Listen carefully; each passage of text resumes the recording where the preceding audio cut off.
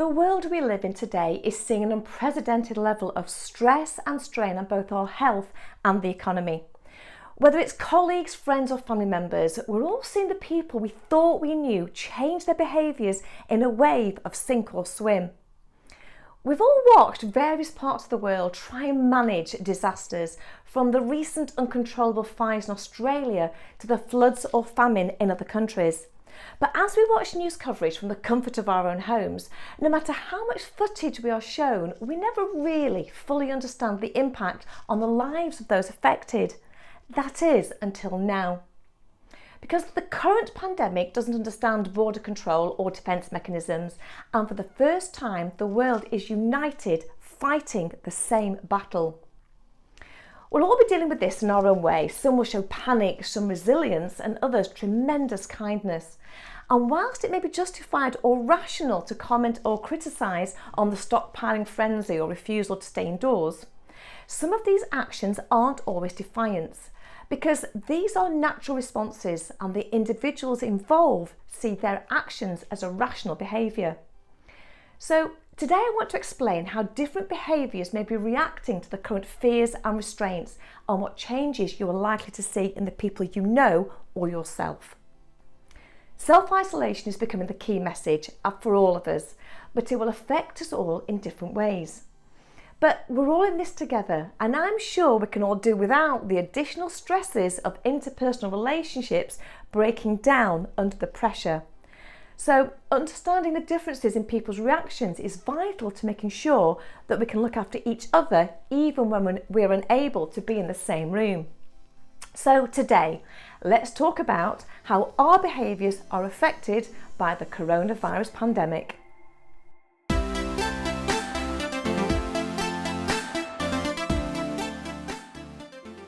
If you're new to my channel, I'm Sue Blackhurst, and I bring the world of social psychology into everyday language. If you're fascinated by people and love learning about yourself and the people around you, then this is the channel for you. So subscribe now, don't forget to hit that notification bell, as my next video might be all about you.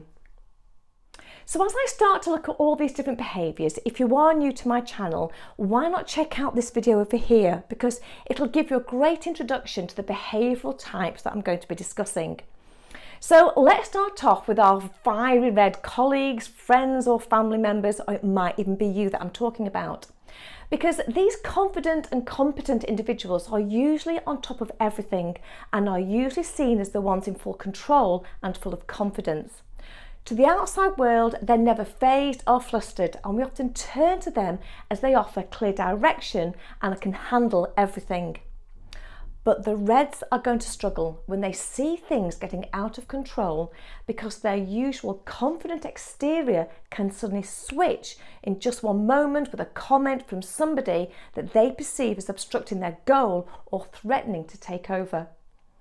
The Reds' task-driven behaviour is fuelled by a short fuse, meaning that they are quick to fire, so they may become increasingly impatient and abrupt as their ability to soften their demanding traits is left unfiltered.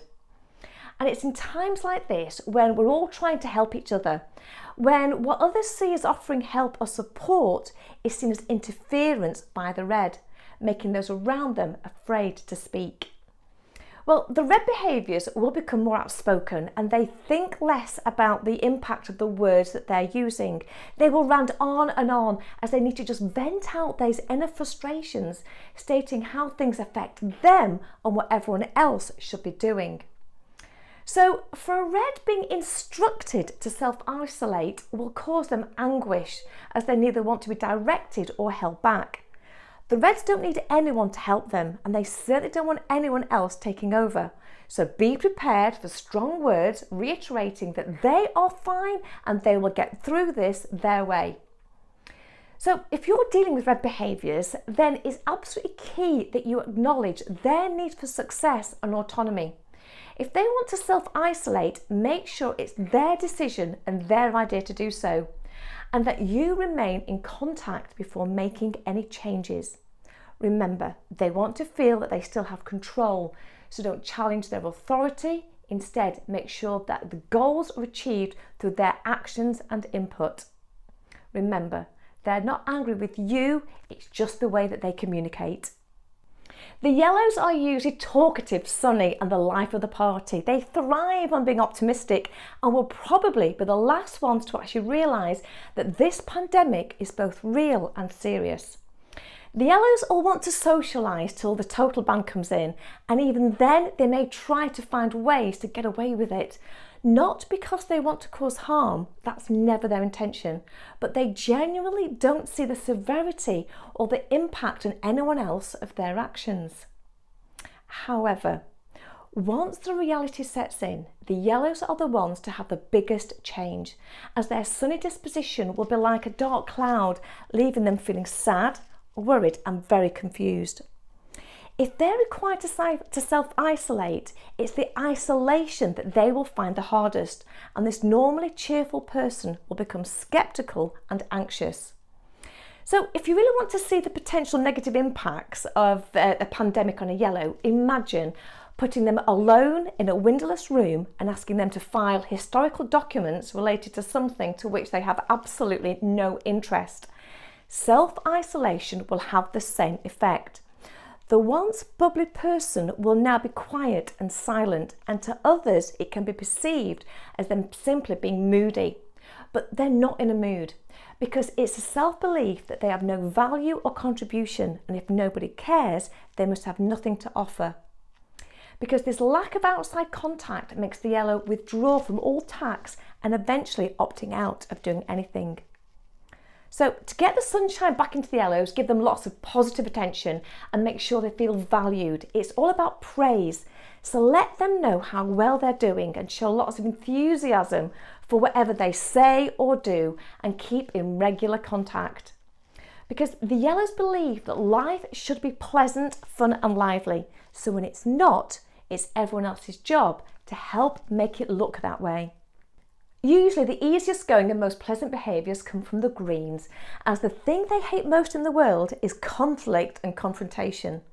But the greens are the dark horses, as their seemingly calm disposition can be misinterpreted as being mild-mannered.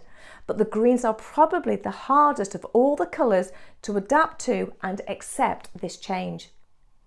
The greens crave consistency and habit. They thrive on knowledge and like to know what will happen well in advance.